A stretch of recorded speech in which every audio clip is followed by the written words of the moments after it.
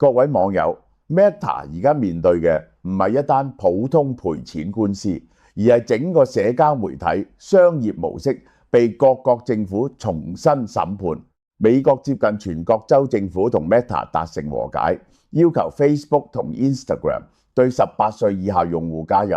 預設每日使用上限、夜間封鎖、上課時間停通知、隱藏讚好數、禁用整容濾鏡，並且要用年齡核實同獨立審計去監察執行。加州司法部公布 ，Meta 同意最高支付170億美元，分10年支付，並要作出根本性產品修改。其他報道則將總額連同相關安排計到接近180億美元。呢件事真正重要嘅地方，唔係 Meta 終於肯開支票，而係州政府將一堆過去被科技公司稱為產品體驗嘅功能，變成法律，可以量度、可以審計、可以追責嘅義務。每日時限、午夜封鎖、通知節奏、讚好數、個人化推薦，全部都唔再只係工程師同產品經理內部 A/B test 嘅問題，而係會被問你呢個設計係咪故意令未成年人留低更耐？呢批案件喺2023年提出，州政府指控 Meta 設計同部署會推動兒童同青少年強迫性使用嘅功能，令佢哋心理同身體健康受損，同時向用戶、家庭同公眾淡化或者隱瞞風險。控方亦指 Meta 未經家長同意收集13歲以下兒童資料。奧克蘭聯邦法院嘅審訊8月18日已經開庭，朱克伯格原本被列為潛在證人之一，最後由和解截停審訊。Meta 否認有不當行為，但和解本身已經說明政治同法律壓力已經大到公司必須用產品改造去換取風險降溫。問題唔係小朋友自制力差咁簡單，社交媒體嘅核心設計本來就係用無限捲動、自動播放、推送通知、讚好數同高度個人化推薦，將用戶不斷拉返入平台。每多1分鐘停留，就多1分鐘廣告庫存，多一次數據回收，多一次演算法優化。對成年人呢個已經係注意力競爭，對未成年人，尤其係自我控制、社交比較、睡眠節奏仍然未成熟嘅青少年，呢個就變成更高風險嘅行為環境。所以美國州政府今次追究嘅表面係青少年沉迷社交媒體，實際係追究平台有冇將未成年人當成增長資產。沉迷之後嘅後果唔只係手機用多咗幾個鐘，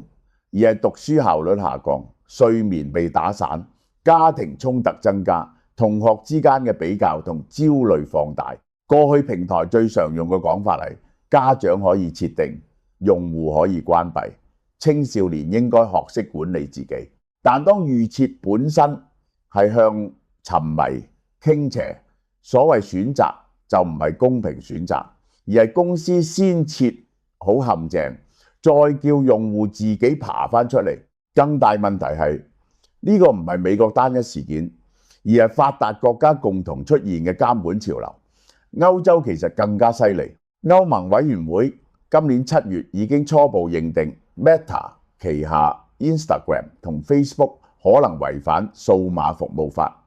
調查焦點正包括無限捲動、自動播放、推送通知同高度個人化推薦系統，認為 Meta 未有充分評估呢啲成癮式設計對用戶身心健康，尤其係未成年人同脆弱成年人嘅風險。歐盟4月亦初步認定 Meta 未有有效識別、評估同減低13歲以下兒童進入 Instagram 同 Facebook 嘅風險。歐盟文件特別指出，未滿13歲兒童建立賬戶時，可以填一個假出生日期，令自己變成表面上合資格，而平台缺乏有效控制去核實。呢個風險比美國更大，因為歐盟 DSA 對大型平台嘅罰款理論上可以高達全球年度營業額6%，仲可以要求平台採取糾正措施。對 Meta 呢種全年收入2000億美元級別嘅企業嚟講，6%唔係象徵式罰款，而係足以令董事會、投資者同管理層重新計算風險成本。澳洲、新西蘭、英國同其他國家亦喺同一條線上推進。澳洲已經要求多個社交平台採取合理措施，阻止16歲以下用戶擁有帳戶。新西蘭亦提出類似16歲以下社交媒體限制法案，並考慮用全球收入比例作為罰則。呢啲政策未必全部有效，年齡核實亦一定有漏洞，但方向好清楚。政府唔再接受網上世界太複雜，所以平台無責任呢套講法。Roblox 呢類遊戲同社交混合平台，亦係同一監管氣候下被重新審視。嚴格講，唔同地方未必將 Roblox 直接列入社交媒體年齡限制名單，例如澳洲。eSafety 目前將 Roblox 列為不屬於年齡限制社交媒體平台嘅服務，但本質問題相近。未成年人長時間留喺平台，同陌生人互動，參與虛擬經濟，被推薦機制推動繼續玩落去。監管者而家問嘅唔再係你係社交媒體定遊戲，而係你有冇用設計同商業誘因放大未成年人風險。呢個就係 Meta 真正嘅困境。如果只係一次賠款， Meta 捱得起180億美元分10年支付，對 Meta 嘅現金流同市值嚟講，未必係致命打擊。真正打中核心嘅是產品設計被外部監管接管。如果青少年每日使用時間被預設壓低，如果夜間同上課時段被封鎖，如果讚好數同個人化推薦被限制， Meta 損失嘅唔只係一啲功能，而係最有價值嘅用戶時長、互動密度同廣告數據。當然唔好太早慶祝。第一，和解金額係上限，而且分10年支付，部分金額仲同 YouTube、TikTok 等同業會否採用類似措施掛鈎。第二，年齡核實永遠係最難一關，太鬆就俾未成年人繞過，太嚴就牽涉私隱同身份資料風險。第三，平台好識做紙上合規，表面有按鈕，實際用新入口、新提示、新推薦方法，將用戶再拉返入去。所以判斷呢次改革成唔成功，唔係睇 Meta 安全宣傳寫得幾好聽，而係睇3件事：年齡驗證係咪真係有效？預設限制會唔會被產品設計繞過？獨立審計員發現問題之後，有冇權、有冇資料、有冇時間表逼公司整改？如果審計只係確認功能存在，咁 Meta 學識嘅只會係合規語言，而唔係改變賺錢邏輯。呢場風暴最後會超出 Meta、TikTok、YouTube、Snap、Roblox， 以至所有靠青少年注意力賺錢嘅互聯網公司，都要面對同一個問題：你嘅增長究竟係建立喺產品價值，定係建立喺未成年人難以抽身？以前平台可以講自己只係提供工具，